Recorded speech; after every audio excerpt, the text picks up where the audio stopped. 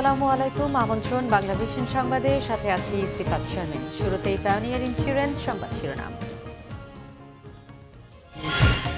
অনুপ চেটিয়া সহ 3 উলফা নেতাকে ভারতের কাছে হস্তান্তর, ভারত থেকে পাঠানো হচ্ছে নূর হোসেনকে। জামিনে অপরাধের মাত্রা বিবেচনায় নিতে বিচারকদের প্রতি আহ্বান প্রধানমন্ত্রীর, বললেন জঙ্গিবাদ সহ্য করা হবে না। আইন শৃঙ্খলা রক্ষায় নয়, বিরোধী দল দমনে পুলিশকে ব্যবহার করায় জননিরাপত্তা হুমকির মুখে পড়েছে অভিযোগ বিএনপি নেতাদের। জিম্বাবুয়েকে 61 রানে হারিয়ে ওয়ানডে সিরিজে ক্লিন সুইপ টাইগারদের, ম্যাচ সেরা তামিম, সিরিজ সেরা মুশফিক। শুনছিলেন পাইনিয়ার ইন্স্যুরেন্স শিরোনাম। ইফাদ টি টাইম, চায়ের সাথে সেরাটা। এবারে বিস্তারিত। অনুপ চেটিয়া সহ 3 উলফা নেতাকে ভারতের কাছে হস্তান্তর করেছে বাংলাদেশ। বুধবার সকালেই বিষয়টি নিশ্চিত করে ভারতের সংবাদ মাধ্যম পিটিআই। এ প্রসঙ্গে স্বরাষ্ট্রমন্ত্রী আসাদুজ্জামান খান কামাল বলেছেন, সাজার মেয়াদ শেষ হওয়ায় আইন মেনেই অনুপকে ভারতের কাছে হস্তান্তর করা হয়েছে। এদিকে সন্ত্রাসের বিরুদ্ধে লড়াইয়ে সহযোগিতা করায় প্রধানমন্ত্রী শেখ হাসিনাকে ফোন করে ধন্যবাদ জানিয়েছেন নরেন্দ্র মোদী। বাংলাদেশের কারাগারে বন্দী উত্তর পূর্ব ভারতের বিচ্ছিন্নতাবাদী সংগঠন উলফার শীর্ষ নেতা অনুপ চেটিয়াকে তার 2 সহযোগী সহ ভারতের কাছে হস্তান্তর করা হয়েছে। বুধবার সকালে এই খবর প্রকাশ করে দেশটির সরকারি বার্তা সংস্থা পিটিআই। উচ্চ পর্যায়ের একটি সূত্রের বরাত দিয়ে এই খবরটি দেয় তারা। প্রতিবেদনে জানানো হয়, আসামের নিষিদ্ধ সংগঠন United liberation front of Assam বা উলফার এই শীর্ষ নেতাকে জিজ্ঞাসাবাদের জন্য দিল্লিতে নেওয়া হতে পারে। এইদিকে সকালে এ বিষয়ে জানতে চাইলে সাংবাদিকদের তেমন কিছুই জানাতে রাজি হননি স্বরাষ্ট্রমন্ত্রী আসাদুজ্জামান খান কামাল। ঘণ্টাখানিক পর তিনি নিশ্চিত করেন, সাজার মেয়াদ শেষ হওয়ায় অনুপ চেটিয়াকে হস্তান্তর করা হয়েছে ভারতের কাছে। তার কারাভোগ শেষ হয়েছে, তার অ্যাম্বাসেডর এসে নিয়ে গেছে। দুপুরের পর সচিবালয়ে সাংবাদিকদের সঙ্গে আরেক দফা কথা বলতে গিয়ে আসাদুজ্জামান খান কামাল বলেন, বিজিবির সহায়তায় বিএসএফ এর হাতে তুলে দেওয়া হয় অনুপ চেটিয়াকে। আমরা তাকে ছেড়ে দিয়েছি, সে কিভাবে অবস্থায় গিয়েছে, কিভাবে গিয়েছে, বাকিটুকু সেখানে আমাদের বিএসএফ, বিজিবি, ওদের বিএসএফ দুজনেই তো মাধ্যমে গিয়েছে। কাজে এইটারে যদি হ্যান্ডওভার বলেন, তার হ্যান্ডওভার হয়েছে। এইদিকে আইজি প্রিজন সাংবাদিকদের বলেন, মঙ্গলবার মধ্যরাতে কাশিমপুর কারাগার থেকে ভারতীয় হাই কমিশনের প্রতিনিধি দলের কাছে অনুপ চেটিয়াকে হস্তান্তর করা হয়। অনুপ চেটিয়ার সাথে ওনার 2 জন সঙ্গী সহ আজকে ভোর রাতে আমরা ভারতীয় হাই কমিশনের কাছে হস্তান্তর করেছি এবং ওনারা রিলিজ প্রিজনার হিসাবে যে নিয়মে অন্যান্য সাধারণ বন্দীগণ যেভাবে হস্তান্তরিত হয়, একই প্রক্রিয়ায় ওনাদেরকে হস্তান্তর করা হয়েছে। বাংলাদেশে অবৈধ প্রবেশের পাশাপাশি অবৈধ মুদ্রা ও মোবাইল রাখার অভিযোগে 1997 সালের 21 ডিসেম্বর অনুপ চেটিয়াকে গ্রেফতার করে বাংলাদেশ পুলিশ। 7 বছর কারাদণ্ডের পাশাপাশি গত 18 বছর ধরে বাংলাদেশের কারাগারে বন্দী ছিলেন উলফা নেতা অনুপ চেটিয়া। এই উলফা নেতাকে হস্তান্তরের ফলে ভারতের স্বরাষ্ট্র মন্ত্রণালয় বাংলাদেশের নূর হোসেনকে ফেরত পাঠানোর উদ্যোগ গ্রহণ করেছে বলে জানানো হয়। Sanjid Ahmed, Banglavision, Dhaka. United liberation front of আসামের জেনারেল সেক্রেটারি অনুপ চেটিয়া দীর্ঘ 18 বছর বাংলাদেশের কারাগারে চেয়েছিলেন বাংলাদেশের রাজনৈতিক আশ্রয়, কিন্তু কাজ হয়নি। পরে নিজ দেশে ফেরত যেতে আবেদন করেন অনুপ চেটিয়া। অবশেষে ভারতীয় কর্তৃপক্ষের কাছে হস্তান্তর। উলফার এবং অনুপ চেটিয়ার বাংলাদেশে অবস্থানের তথ্য জানাচ্ছেন Sekandar Rahman. United Liberation Front of Assam Anup Chetia has been handed over to Indian authorities after 17 years in a Dhaka jail. Modi सरकार की बड़ी कामयाबी की खबर से कर रहा है उल्फा चीफ अनूप चेतिया भारत के हवाले कर दिया गया है। बांग्लादेश जेल में 16 साल से बंद उल्फा के नंबर 2 नेता अनूप चेतिया को भारत को सौंप दिया गया है।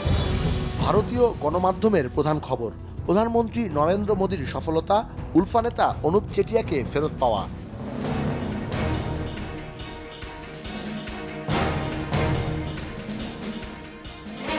1979 সাল থেকে স্বাধীনতার জন্য সশস্ত্র আন্দোলন করে আসছে আসামের বিচ্ছিন্নতাবাদী সংগঠন নামে পরিচিত United liberation front of Assam ULFA.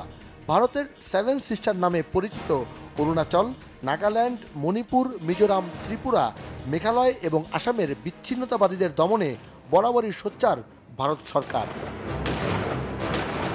অভিযোগ আছে, বিচ্ছিন্নতাবাদী এসব সংগঠনের নেতারা নিজেদের নিরাপত্তার জন্য ব্যবহার করত পাকিস্তান ও বাংলাদেশের কিছু এলাকা, কিন্তু বাংলাদেশ সরকারের কঠোর অবস্থানের কারণে সে চেষ্টায় তেমন একটা সফল হতে পারেনি তারা।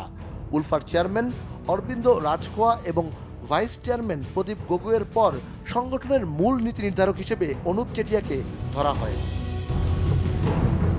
বিচ্ছিন্নতাবাদীদের অবস্থান নিয়ে বাংলাদেশকে কয়েক দফা চিঠি দেয় ভারত সরকার। নড়ে চড়ে বসে বাংলাদেশের প্রশাসন। পরে 1997 সালের 21 ডিসেম্বর রাজধানীর মোহাম্মদপুরের একটি বাসা থেকে অনুপ চেটিয়াকে গ্রেফতার করে পুলিশ। বিদেশি মুদ্রা ও স্যাটেলাইট ফোন রাখার অভিযোগে 3টি মামলা হয়, যাতে অনুপ চেটিয়াকে 7 বছর সাজা দেয় আদালত। 2007 সালের 25 ফেব্রুয়ারি তার সাজার মেয়াদ শেষ হয়। এর আগে 2003 সালের 23 আগস্ট বাংলাদেশে রাজনৈতিক আশ্রয় চেয়ে হাইকোর্টে আবেদন করেন অনুপ চেটিয়া, কিন্তু তাতে কাজ হয়নি।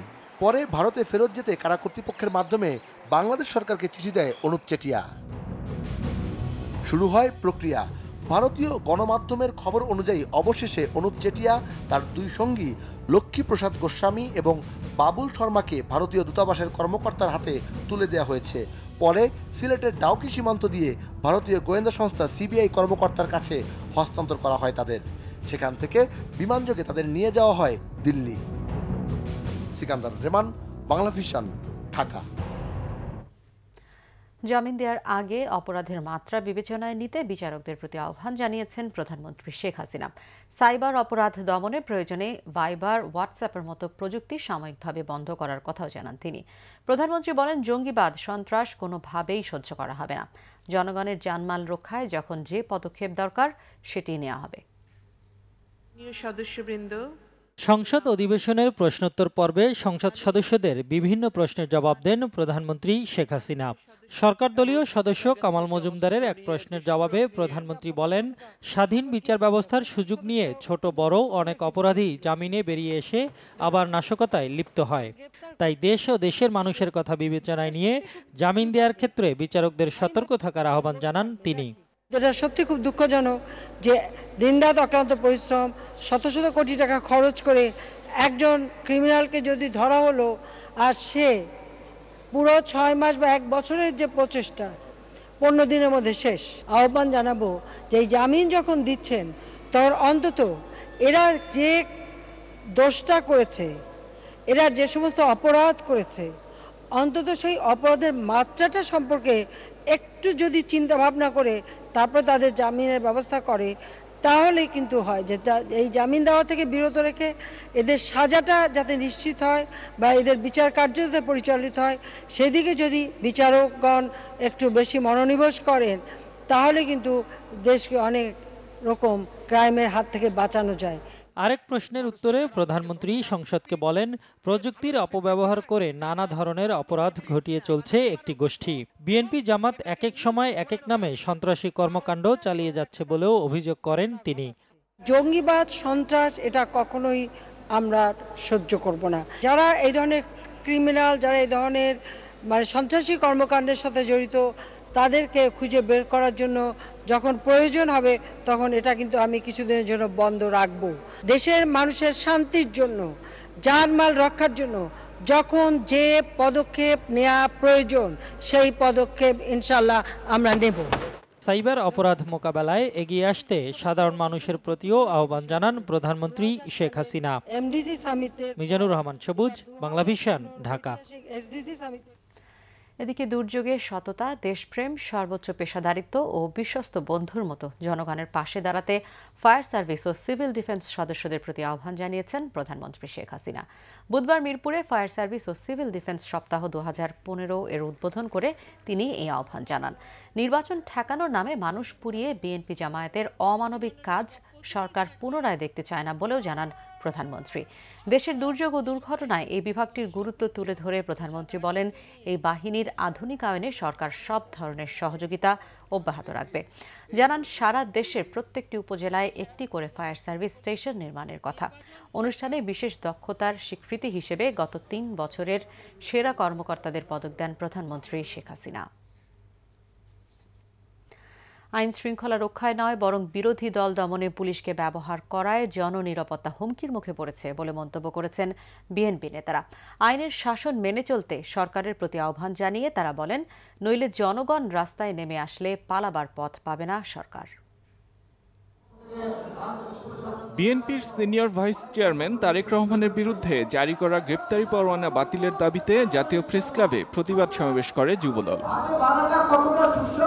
জনগণের কাছে বিএনপির গ্রহণযোগ্যতায় ভয় পেয়ে সরকার শেষ পর্যন্ত মামলা দিয়ে বিএনপিকে ধ্বংস করতে চাচ্ছে বলে অভিযোগ করেন বিএনপি নেতারা।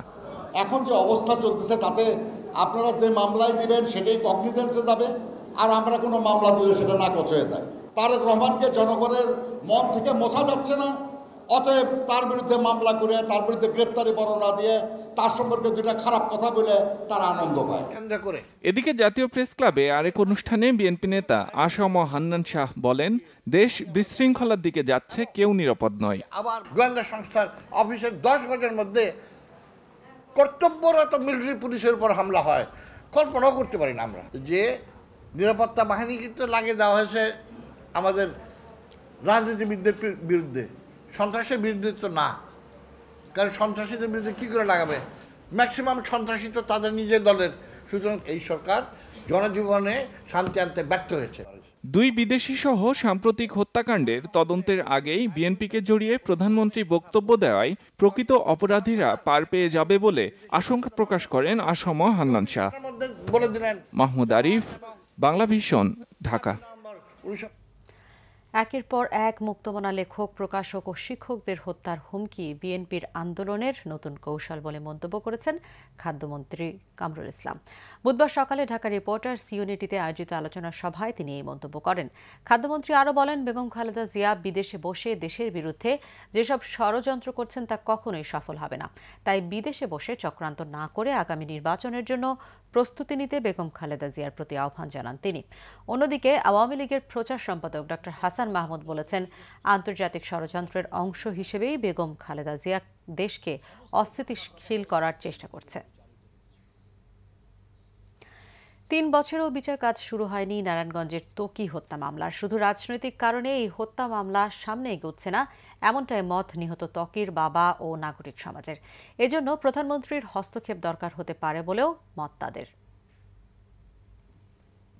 হত্যার 4 মাসের মাথায় সিলেটের শিশু রাজন ও রাকিব হত্যার বিচার কাজ শেষে রায় হয়েছে এ মাসেই। দুটো হত্যা মামলায় 6 জনকে দেয়া হয়েছে ফাঁসির আদেশ। কিন্তু 3 বছর পরেও শুরু হয়নি নারায়ণগঞ্জের ত্বকী হত্যা মামলার বিচার কাজ। 2013 সালের 6 মার্চ হত্যা করা হয় নারায়ণগঞ্জের এই কিশোরকে। এর একদিন পর শীতলক্ষা নদী থেকে উদ্ধার করা হয় ত্বকীর লাশ। সেই থেকে শূন্য মায়ের বুক। নির্বাক ত্বকীর মা যেন সন্তান হত্যার বিচার চাইতেও কুণ্ঠাবোধ করছেন। রাজন রাকিবের হত্যার বিচার হয়েছে, তাহলে বাংলাদেশে তো বিচার হওয়া সম্ভব। তাহলে ত্বকী হত্যারও বিচার হোক দ্রুততম সময়ে, যেটা হয়েছে এটা এতদিন লাগার তো কথা না, তো এতদিন লাগছে কেন? হত্যাকাণ্ডের জন্য দায়ী স্থানীয় রাজনৈতিক ব্যক্তিত্বের প্রতি উষ্মা জানালেন নিহত ত্বকীর বাবা। তাকে কারা হত্যা করেছে, কিভাবে করেছে, কোথায় করেছে, কেন করেছে, সমস্ত কিছু তারা উদ্ঘাটন করে গণমাধ্যমে তারা প্রকাশ করেছে। তারপরেও ত্বকী হত্যার এই 3 বছর হতে চলল, অভিযোগপত্রটা দিয়ে বিচারটা শুরু পর্যন্ত তারা সেখানে করে নাই। একজন উজ্জ্বল মেধাবী কিশোরের হত্যার বিচার এখনো কেন শুরুই করা যায়নি, প্রশ্ন নারায়ণগঞ্জের নাগরিক সমাজের। তানভীর মোহাম্মদ ত্বকী হত্যার চার্জশিট হয়ে আছে এবং সেটা র্যাব দিয়েছে, কিন্তু সেই হত্যার বিচার এখনো আমরা পাই নাই। আইন সবার জন্য সমান। ত্বকীকে যারা হত্যা করেছে 164-এ জবানবন্দিতে এসছে, যত প্রভাবশালী হোক না কেন তারা তো আইনের আওতায় আসা উচিত। সকলের দাবি বিচার অন্তত শুরু হোক। Bangla vision, news desk. আরও একবার প্রতিপক্ষকে ওয়ানডে সিরিজে ক্লিন সুইপ করল বাংলাদেশ। জিম্বাবুয়ের বিপক্ষে তৃতীয় ও সব মিলিয়ে 11 বার ওয়ানডে সিরিজে প্রতিপক্ষ দলগুলোকে বাংলাবাস করার কৃতিত্ব দেখালো টাইগাররা। তামিম ইকবাল ও ইমরুল কায়েসের ব্যাটিং নৈপুণ্যের পর মোস্তাফিজের 5 উইকেটে সিরিজের শেষ ম্যাচে জিম্বাবুয়েকে 61 রানে হারালো মাশরাফি বাহিনী। বাংলাদেশের 9 উইকেটে 276 রানের জবাবে সফরকারীরা অল আউট 215 রানে। ম্যাচ সেরা তামিম ইকবাল ও সিরিজ সেরা হয়েছেন মুশফিকুর রহিম। 13 নভেম্বর থেকে শুরু হবে ম্যাচের টি20 সিরিজ। প্রতিটি সিরিজের আগে একটি টার্গেট থাকে, কারো বিপক্ষে সিরিজ জয়ের, কখনো প্রতিপক্ষকে হোয়াইট ওয়াশের। জিম্বাবুয়ের বিপক্ষে এবার টাইগারদের লক্ষ্য ছিল প্রতিটি ম্যাচে দাপুটে জয়। প্রথম ম্যাচে 145, দ্বিতীয় ম্যাচে 58 আর শেষ ম্যাচে 61 রানের ব্যবধানই বলে দিচ্ছে জিম্বাবুয়ের তুলনায় কতটা এগিয়ে টাইগাররা। সিরিজে প্রথমবারের মতো টস জিতলেন মাশরাফি, কিন্তু ভরসা তার ব্যাটসম্যানদের ওপরই। তামিম ইকবাল, ইমরুল কায়েসের উদ্বোধনী জুটিতে দাপট ধরে রাখার ইঙ্গিত। বিশ্বকাপের পর দলে জায়গা পেয়ে কাজে লাগাতে মরিয়া কায়েস। তামিম ইকবালকে পাশে রেখে তার ব্যাটই আক্রমণাত্মক বেশি। টানা দ্বিতীয় ম্যাচে অর্ধশতক কায়েসের, তুলনায় কিছুটা ধীরস্থির তামিম, তবে অনেক বেশি আস্থার প্রতীক তিনি। দেখতে দেখতে স্কোরবোর্ডে উঠল 147। মেহরাব হোসেন ওপি ও শাহরিয়ার হোসেন বিদ্যুতের গড়া 171 রানের উদ্বোধনী জুটির রেকর্ড ভাঙার হাতছানি এই জুটির সামনে। কিন্তু সিকান্দার রাজার ঘূর্ণিতে বিভ্রান্ত হয়ে 73 রানে কাটা পড়লেন ইমরুল কায়েস। দ্রুত রান তোলায় মনোযোগ দিতে গিয়ে সেঞ্চুরি হাতছাড়া করলেন তামিম ইকবালও। তার নামের পাশে উদ্বোধনী সঙ্গী কায়েসের সমান 73। প্রথম ম্যাচের সেঞ্চুরিয়ান মুশফিকুর রহিমও 28 রান করে যোগ দিলেন সাজঘরে যাওয়ার মিছিলে। 40 ওভারের আগেই বাংলাদেশের স্কোরবোর্ডে জমা পড়ল 200, যেখান থেকে 300 রানের ল্যান্ডমার্কটা অসম্ভব দূরের কিছু ছিল না। কিন্তু অহেতুক তাড়াহুড়ায় আত্মাহুতি দিলেন পরের 3 ব্যাটসম্যান লিটন দাস, সাব্বির রহমান ও নাসির হোসেন। তবে প্রথম 2 ম্যাচে নিজের ছায়া হয়ে থাকা মাহমুদুল্লাহ রিয়াদের দায় ছিল নিজেকে প্রমাণের। সেই দায় তিনি মেটালেন সুদে আসলে। সঙ্গে অধিনায়ক মাশরাফির ক্যামিও 15। দুজনের জুটি 37 রানের, যদিও মাঝে একবার রান আউট হয়েও অদ্ভুতভাবে বেঁচে গেলেন রিয়াদ। সুযোগ কাজে লেগিয়ে তুললেন অর্ধশতক। 300 না হলেও বাংলাদেশ পেল 9 উইকেটে 276 রানের স্কোর। প্রথম ম্যাচে উইকেট পাননি, দ্বিতীয় ম্যাচে নিজেকে চিনিয়েছেন মুস্তাফিজ, আর তৃতীয় ম্যাচে আবারও বল হাতে তার ঝড়। তার কাটার বিষে নীল জিম্বাবুয়ে ব্যাটসম্যানরা। ম্যাচের দ্বিতীয় বলেই ছত্র খান চিভাবার উইকেট।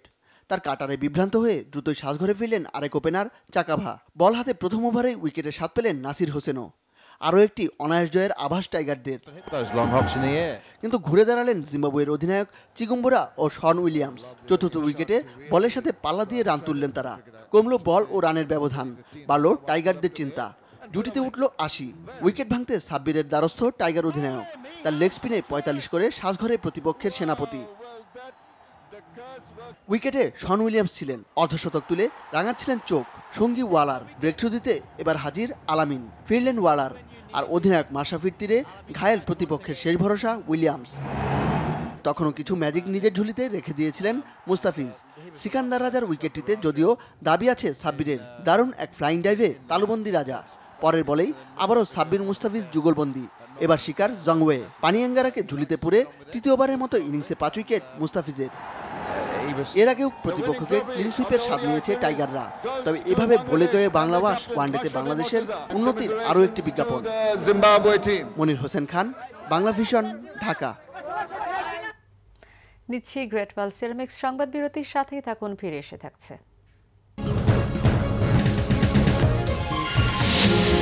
উগ্রবাদী হামলার আশঙ্কায় আবারও মার্কিন নাগরিকদের বাংলাদেশ ভ্রমণের উপর সতর্কতা জারি, বহাল থাকবে 2 ফেব্রুয়ারি পর্যন্ত।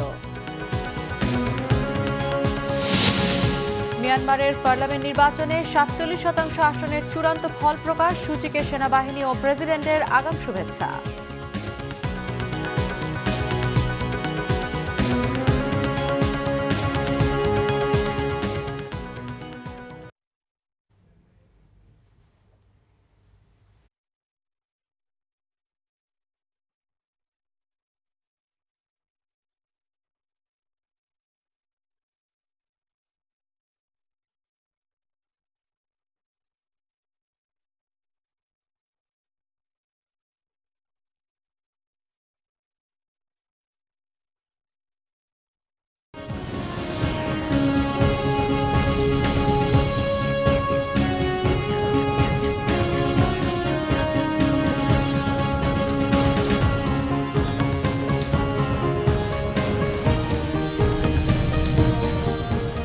স্বাগত আরেকবার বাংলাদেশের সংবাদে। আবারও উগ্রবাদী হামলার আশঙ্কায় মার্কিন নাগরিকদের বাংলাদেশ ভ্রমণের উপর সতর্কতা জারি করেছে দেশটির পররাষ্ট্র দপ্তর। এছাড়া আবারও হামলা হতে পারে এমন বিশ্বাসযোগ্য তথ্য আছে উল্লেখ করে বাংলাদেশে অবস্থানরত মার্কিনীদেরও খুবই সতর্কতার সাথে চলাফেরার নির্দেশনা দেওয়া হয়েছে।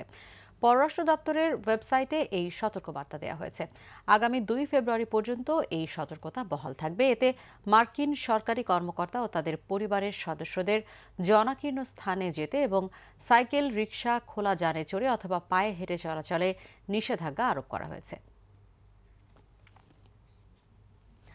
জাতীয় সংসদ নিয়ে ট্রান্সপারেন্সি ইন্টারন্যাশনাল বাংলাদেশের নিয়মিত গবেষণা প্রতিবেদন পার্লামেন্ট ওয়াচ নিয়ে সরকারের নীতি নির্ধারক মহলের কঠোর সমালোচনার জবাবে টিআইবি দাবি করেছে তাদের প্রতিবেদন সম্পূর্ণ বস্তুনিষ্ঠ ও তথ্যনির্ভর। বুধবার সন্ধ্যায় টিআইবি বোর্ড অফ ট্রাস্টিজ এর এক সংবাদ সম্মেলনে এই দাবি করা হয়। টিআইবি বোর্ড অফ ট্রাস্টিজ এর চেয়ারম্যান অ্যাডভোকেট সুলতানা কামাল স্বাক্ষরিত সংবাদ বিজ্ঞপ্তিতে দাবি করা হয়, জাতীয় সংসদ নিয়ে তাদের গবেষণা প্রতিবেদনে বাস্তব অবস্থার প্রতিফলন ঘটেছে। বলা হয়, বোর্ড দৃঢ়ভাবে বিশ্বাস করে যে বরাবরের মতো এবারের উল্লিখিত প্রতিবেদনও সম্পূর্ণ বস্তুনিষ্ঠ, তথ্যনির্ভর ও গবেষণা প্রসূত, যা সংসদ সচিবালয়, সংসদে প্রত্যক্ষ পর্যবেক্ষণ ও বিটিভি প্রচারিত সরাসরি সম্প্রচার থেকে প্রাপ্ত।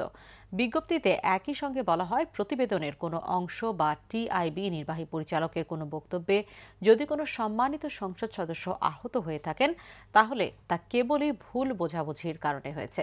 জাতীয় সংসদের মর্যাদা ক্ষুণ্ণ করা টিআইবির উদ্দেশ্য নয়। উল্লেখ করে বলা হয়, জাতীয় সংসদের কার্যকারিতা বৃদ্ধিতে গঠনমূলক অবদানের মাধ্যমে সংসদের সম্মান ও মর্যাদা উন্নত করায় অনুঘটকের ভূমিকা পালন করাই ছিল টিআইবি গবেষণার একমাত্র উদ্দেশ্য।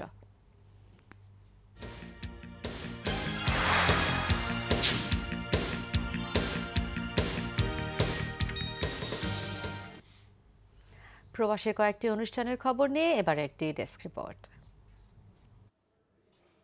সংযুক্ত আরব আমিরাতের মোসাফায় বাংলাদেশি আওয়ামী স্বেচ্ছাসেবক লীগ আবুধাবির এক কর্মী সম্মেলন হয়েছে। সোহেল আহমদ স্বপনের সঞ্চালনে এতে সভাপতিত্ব করেছেন আবুল কালাম মাস্টার। প্রধান অতিথি ছিলেন প্রবাসী শিক্ষানুরাগী ও সমাজসেবক মইনুল হক।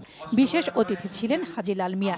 অনুষ্ঠানে বক্তব্য রাখেন আক্কাস আলী, ফয়সল আলম চৌধুরী, শফিকুল ইসলাম, মুজিবুর রহমান সহ অন্যরা। এতে তৈয়ব সফাত আলীকে সভাপতি এবং সোহেল আহমেদ স্বপনকে সাধারণ সম্পাদক করে সংগঠনের 31 সদস্য বিশিষ্ট পূর্ণাঙ্গ কমিটি গঠন করা হয়। 7 নভেম্বর জাতীয় বিপ্লব ও সংহতি দিবস উপলক্ষে কেপটাউন বিএনপি নিজ কার্যালয়ে এক বিশেষ আলোচনা সভা হয়েছে। এতে সভাপতিত্ব করেন সংগঠনের সভাপতি আজম খান। সার্বিক ব্যবস্থাপনায় ছিলেন সংগঠনের সাধারণ সম্পাদক নাজমুল হক বাদল। অনুষ্ঠানটি উপস্থাপনা করেন জিয়াউল হক জিয়া। অন্যান্যের মধ্যে উপস্থিত ছিলেন কামাল মুস্তফা, সালাম তালুকদার, জাহাঙ্গীর খান, আতর রহমান ও মোহাম্মদ খোকন। সৌদি আরব যুবদলের অন্তর্গত গুড়াইয়া যুবদলের আহ্বায়ক কমিটি স্থানান্তর করা হয়েছে। এতে নজরুল ইসলাম আহ্বায়ক, সোহেল যুগ্ম আহ্বায়ক ও রিমনকে সদস্য সচিব করা হয়। সোহাগ মজুমদারের পরিচালনায় অনুষ্ঠানের প্রধান অতিথি ছিলেন সৌদি আরব বিএনপির সভাপতি সৈয়দ শামীম আলম তুহিন। বক্তব্য রাখেন শহীদুল ইসলাম নান্নু, ইলিয়াস মুন্না, জসিমুল লিটন সহ আর অনেকে। Bangla vision news desk. এবারে আমিন জুয়েলার্স আন্তর্জাতিক সংবাদ।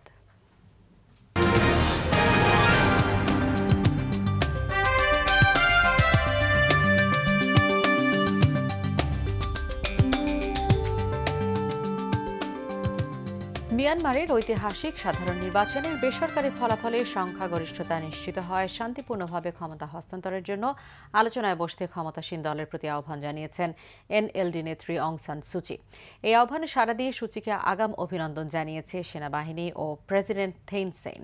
Myanmar president Thein Sein, house speaker Shwe Mann ও সিনিয়র জেনারেল মিং অন হেলি বরাবর পাঠানো আলাদা চিঠিতে সুচি বলেন, দেশ ও জনগণের স্বার্থে জাতীয় সংস্কার ও ক্ষমতা হস্তান্তর নিয়ে আলোচনায় বসা প্রয়োজন।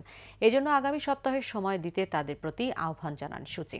এদিকে এখন পর্যন্ত মাত্র 47% আসনের ফল ঘোষণা করেছে নির্বাচন কমিশন।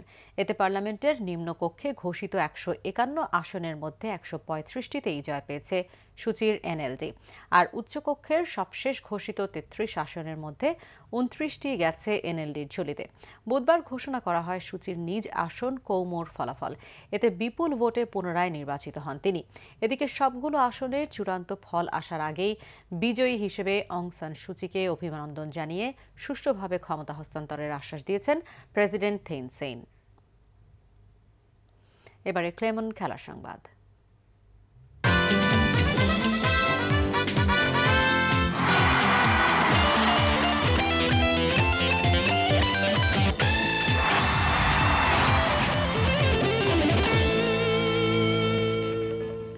জিম্বাবুয়েকে ৩-০ সিরিজে ক্লিন সুইপ করে ওয়ানডে ক্রিকেটে অসাধারণ একটি বছর শেষ করল টাইগাররা। এবছর ১৯টি ওয়ানডে খেলে ১৩টিতেই জয় পেয়েছে বাংলাদেশ। সাফল্যের বিচারে অস্ট্রেলিয়ার পরেই টাইগাররা বিশ্বকাপে কোয়ার্টার ফাইনালে খেলার পর দেশের মাটিতে পাকিস্তানকে সিরিজে হোয়াইট ওয়াশ করার পর ভারত ও দক্ষিণ আফ্রিকার বিপক্ষেও সিরিজ জয় এমন সাফল্য ক্রিকেটে এর আগে পায়নি বাংলাদেশ। জিম্বাবুয়ে সহ এই সাফল্যের কৃতিত্ব পুরো দলকেই দিয়েছেন টাইগার অধিনায়ক মাশরাফি। সাকিবকে ছাড়াই শেষ 2 ম্যাচে জয় তুলে নেয় দলের জন্য বড় আত্মবিশ্বাস হিসেবে দেখছেন মাশরাফি। আর ম্যাচ সেরা তামিম ইকবাল বলেছেন দায়িত্ব নিয়েই ব্যাটিং করার চেষ্টা করেছেন যাতে বড় স্কোর করে জিম্বাবুয়েকে রানের চাপে ফেলা যায়। জিম্বাবুয়ের সাথে যে প্রেসারে খেলি আমরা অন্য কোনো টিমের সাথে ওই প্রেসারে খেলি, বিকজ জিম্বাবুয়ের সাথে সবাই আশা করে আমরা জিতবো, আমরা হারতে পারবো না। এই জিনিসটা একটা হলো বাড়তি প্রেশার থাকে আমাদের, যে ওদের সাথে খেলাই উচিত না এই জিনিসটা আমি একদমই বিশ্বাস করি না। আমার মনে হয় ওদের সাথে অবশ্যই খেলা উচিত। ঠিক যেভাবে আমরা খুব ভালো সময় কাটাচ্ছি ইন্টারন্যাশনাল ক্রিকেটে, ঠিক এক সময় এমনও আসবে যে আমরা খুব বাজে সময় কাটাবো আবার। তো ওই সময় এই এক্সপিরিয়েন্সগুলো আমার কাছে মনে কাজে দিবে, বিকজ একটা টিম সবসময় জিতে না, একটা টিমেরও একটা প্লেয়ারও যেরকম ভালো সময় খারাপ সময় আসে, টিমেরও ভালো সময় খারাপ সময় আসে।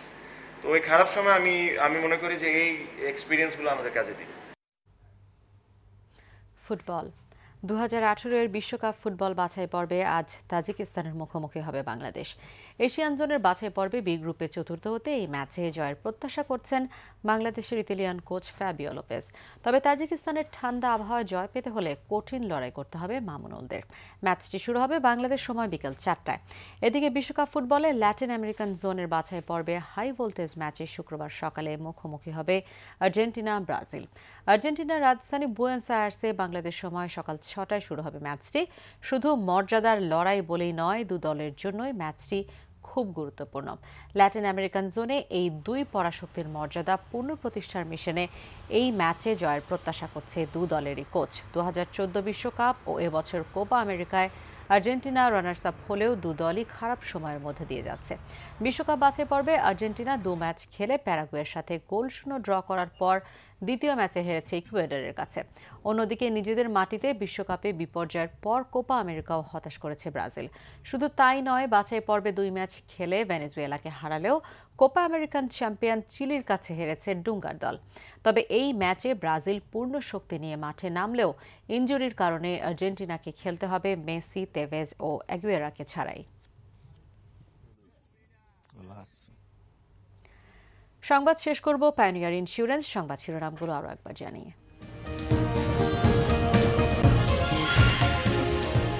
অনুপ চেটিয়া সহ 3 উলফা নেতাকে ভারতের কাছে হস্তান্তর, ভারত থেকে পাঠানো হচ্ছে নূর হোসেনকে।